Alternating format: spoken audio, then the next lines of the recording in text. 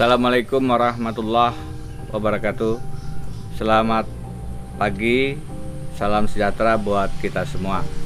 Video singkat ini terutama saya dedikasikan kepada yang terhormat Bapak Presiden Joko Widodo yang saya dengar akan mengunjungi Kalimantan Selatan pada hari ini, Senin 18 Januari 2021. Setelah mempertimbangkan dengan hati-hati, akhirnya saya putuskan untuk menyampaikan informasi ini secara terbuka. Tentu akan ada pro dan kontra kaitannya dengan kontestasi pemilihan gubernur. Tetapi saya pikir transparansi, keterbukaan akan lebih banyak manfaatnya agar Bapak Presiden mendapatkan informasi yang lebih lengkap dan lebih utuh dalam mengambil keputusan dan kebijakan terkait dengan Provinsi Kalimantan Selatan.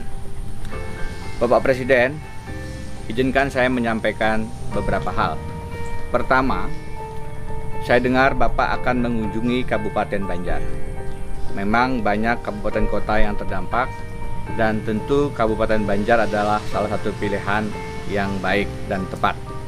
Namun izinkan juga saya menyampaikan, seandainya Bapak masih punya waktu dan keluangan serta faktor keamanan juga memungkinkan terkait dengan cuaca dan lain-lain, baiknya Bapak juga hadir di Kabupaten Hulu Sungai Tengah yang kota Barabainya sempat lumpuh karena banjir yang sangat merusak dan merupakan salah satu banjir terburuk dalam sejarah Kalimantan Selatan.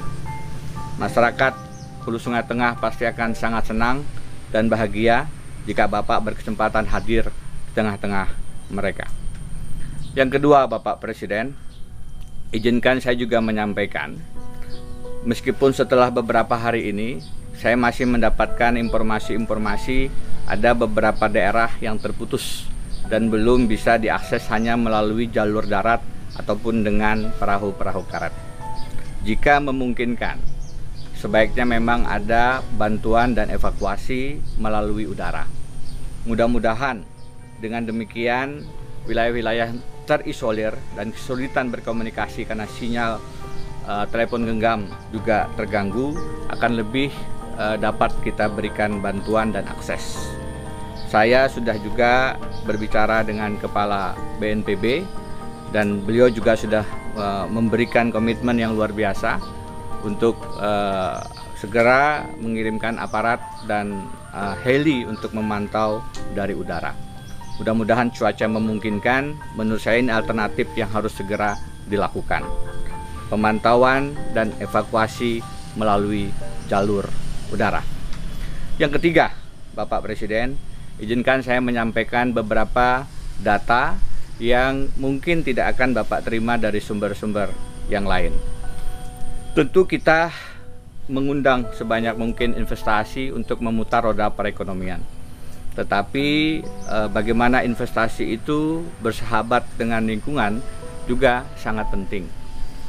Ada satu data yang dirilis oleh teman-teman Wahana Lingkungan Hidup Indonesia, ada sekitar 814 lubang tambang batu bara, dan ini masih perlu penegakan hukum dan reklamasi dari 157 perusahaan. Dampak lingkungannya luar biasa. Tentu banjir kita itu juga disebabkan oleh curah hujan yang di atas rata-rata. Namun di sisi lain, daya dukung lingkungan kita sudah rusak karena memang menipisnya hutan dan juga makin banyaknya lahan yang digunakan untuk sektor-sektor tambang dan juga kelapa sawit. Dari 3,7 juta hektar lahan di Provinsi Kalimantan Selatan, hampir 50% sekarang sudah menjadi lahan tambang dan kelapa sawit. Dengan tetap menghormati investasi, kita harus juga memperhatikan bagaimana daya dukung lingkungan kita tetap lestari dan tidak rusak karena investasi yang tidak ramah lingkungan.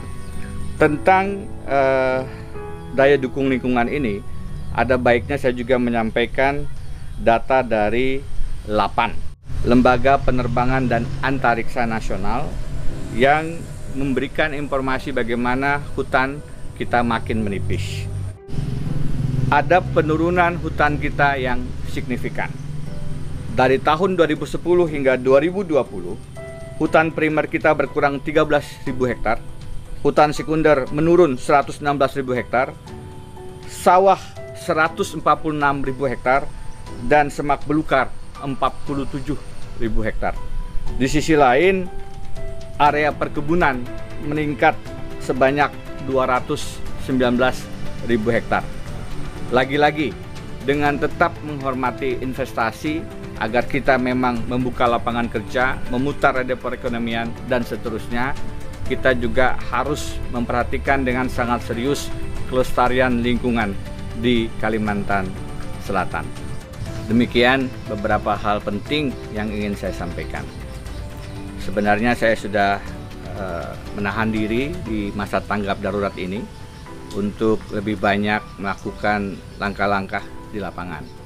Tetapi momentum kehadiran Bapak Presiden sayang untuk dilewatkan agar kita melakukan perubahan-perubahan kebijakan yang mendasar demi menyelamatkan Kalimantan Selatan.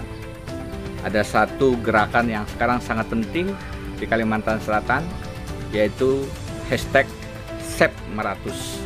Pegunungan Meratus adalah pegunungan yang menyangga tata kelola lingkungan dan daya dukung lingkungan di Kalimantan Selatan.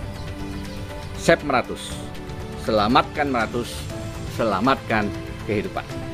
Haram menyerah, wajah sampai Kaputing.